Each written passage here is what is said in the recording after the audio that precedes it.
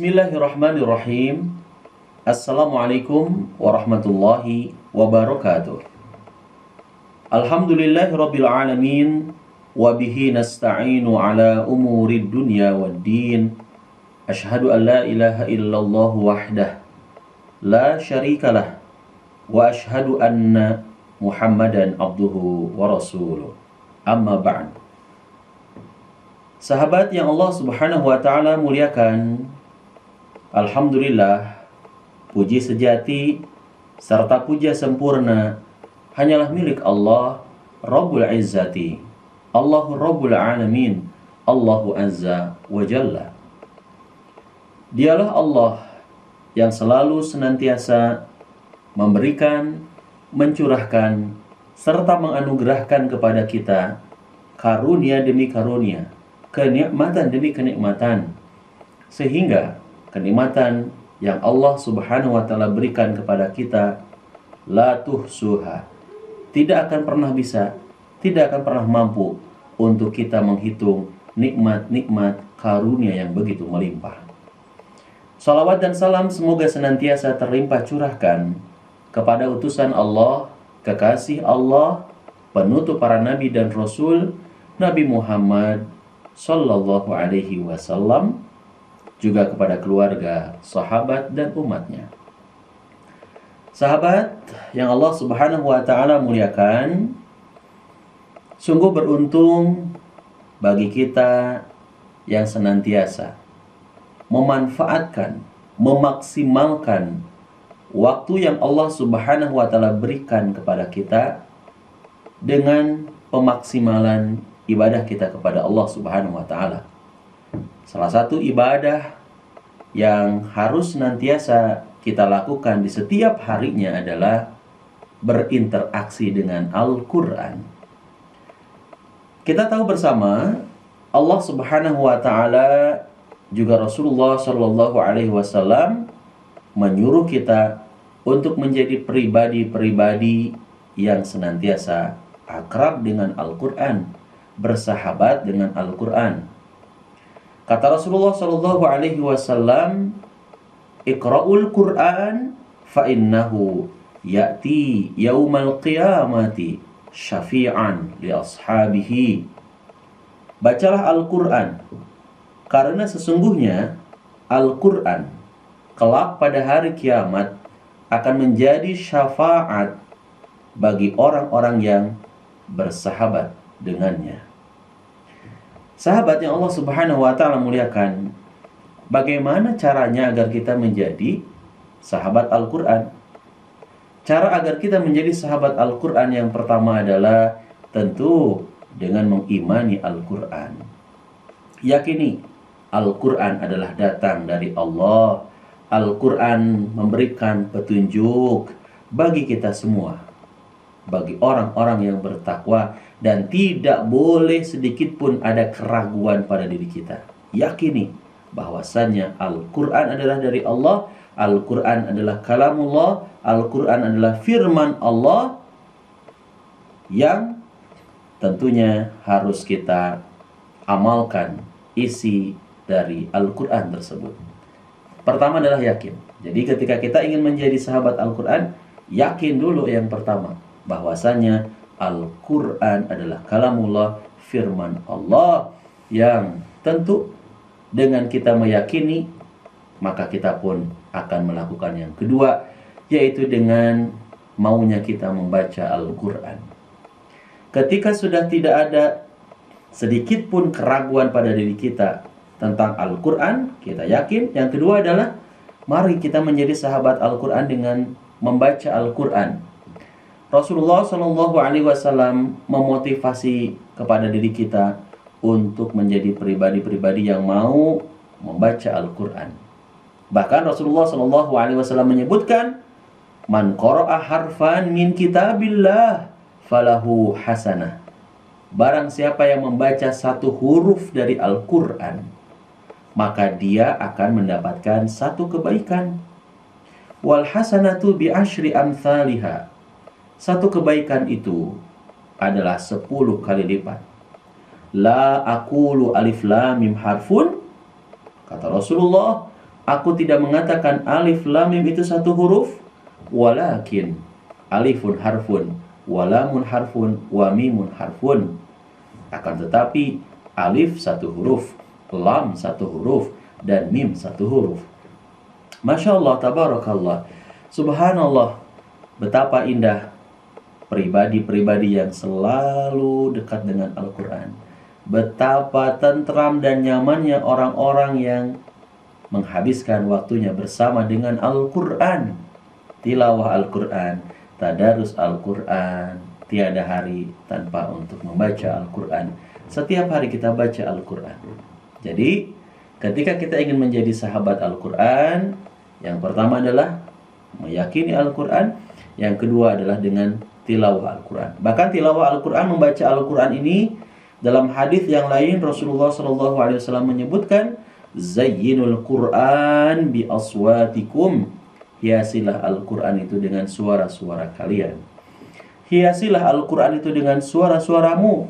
Jangan sampai rumah yang Allah Subhanahu wa taala titipkan kepada kita, zayyinu buyutakum bitilawatil Quran, harusnya rumah itu kemudian kita isi dengan tilawah Al-Quran. Jangan sampai rumah yang Allah titipkan kepada kita gunakan, kita isi dengan hal-hal yang tidak bermanfaat. Salah satunya adalah dengan menjauhkan diri kita dengan Al-Quran. Jadi sahabat pemirsa yang Allah Subhanahu wa taala muliakan, Rasulullah SAW memerintahkan kepada kita, zayyinu buyutakum bitilawatil Quran.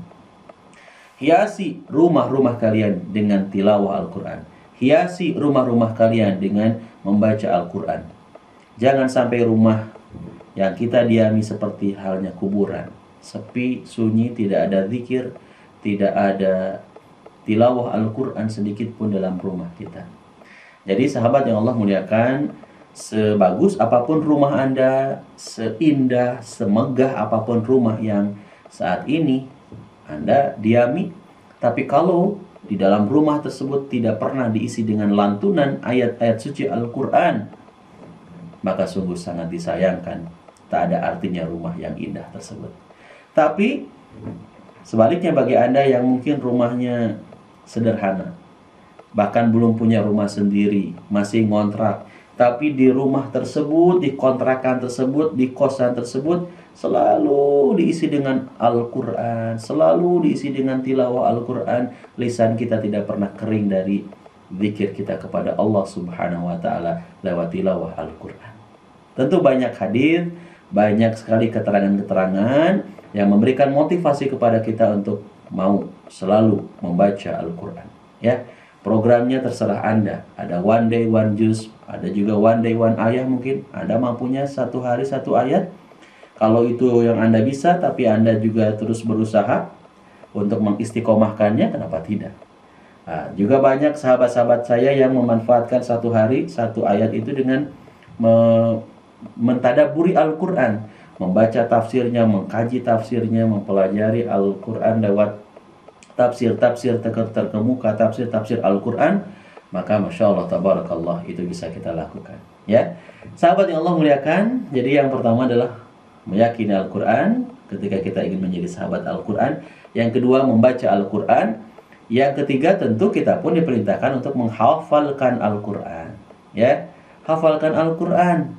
Masya Allah, tabarakallah, banyak sekali adik-adik kita, anak-anak yang masih balita, ya, anak-anak yang masih kecil, tapi hafalan Al-Qurannya jauh melebihi hafalan Al-Quran kita yang dewasa, kita yang sudah tua.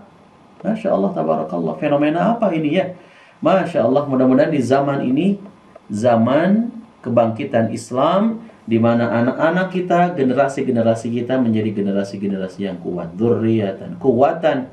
Ya, salah satu cirinya adalah dengan banyaknya para penghafal Al-Quran di kalangan anak-anak. Nah, ini pun jadi motivasi bagi kita sebagai orang tua, ya. Malu rasanya punya cucu yang sudah hafal Al-Quran, nenek kakeknya belum hafal Al-Quran. Ya, tidak ada kata tidak mungkin. Nggak mungkin, Ustadz, di usia saya yang sudah 40, 50, 60 tahun kemudian hafal Al-Quran. Jangan katakan tidak mungkin. ketika punya motivasi yang kuat, ketika punya tekad yang kuat, niatan yang bulat untuk menghafalkan Al-Quran, Anda bisa searching di internet, ya. Zaman sekarang mudah sekali untuk mencari informasi berita orang tua di usia senja, di usia sepuh, usia sudah tua. Banyak kisah-kisah nyata mereka yang kemudian hafal Al-Quran. Sahabat yang Allah Subhanahu wa Ta'ala muliakan, dan para penghafal Quran ini jelas sekali ya akan dijaga oleh Allah. Allah akan mudahkan segala urusannya. Dunianya pun mudah bagi Allah ya, apalagi kelak di akhirat. Dan sungguh berbahagia kalau kita punya anak keturunan yang hafal Quran, kelak kita akan diberikan mahkota oleh Allah Subhanahu wa Ta'ala di akhirat ya. Sahabat yang Allah muliakan, yang keempat agar kita menjadi sahabat Al-Quran adalah mari kita mengamalkan Al-Quran, mentadaburi Al-Quran. Yang keempat, tadaburi dulu ya, mentadaburi Al-Quran, memahami Al-Quran. Zaman sekarang untuk mentadaburi Al-Quran, Masya Allah, terbuka luas akses kita. Di dunia nyata ya, di dunia maya, kita bisa belajar dari YouTube. Banyak para ustadz ahlul Quran ya, para mufasir ya, ahli tafsir Al-Quran. Kemudian juga banyak sekali kita bisa mendownload ya aplikasi-aplikasi Al-Quran yang disertai dengan tafsir-tafsir Al-Quran ya. Buku-buku pun banyak sekali yang sudah diterjemahkan, tafsir-tafsir Al-Quran dengan terjemah bahasa kita, bahasa Indonesia. Tinggal adanya kemauan tidak untuk kita mau mentadaburi Al-Quran. Afala yatadabbaruna Al-Quran. Jadi ada nggak kemauan kita untuk memahami Al-Quran, memahami maksud apa ayat yang saya baca ini maksudnya. Ketika kita paham, maka insya Allah kita pun akan menjadi kategori orang-orang yang ahlul Quran.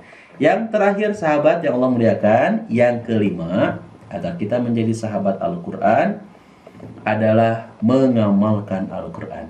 Mari kita amalkan Al-Quran. Mari kita masyarakatkan Al-Quran. Ya, memasyarakatkan Al-Quran, mendakwahkan Al-Quran, mengamalkan Al-Quran pada diri kita, keluarga kita, masyarakat kita. Maka itu adalah cara kita untuk bisa bersahabat dengan Al-Quran. Sahabat yang Allah muliakan, mudah-mudahan dengan 5 poin tersebut menjadikan diri kita pantas disebut sebagai sahabat Al-Quran, insya Allah ya. Dari Muscat, negara Oman, Dede Nugraha. Wassalamualaikum warahmatullahi wabarakatuh.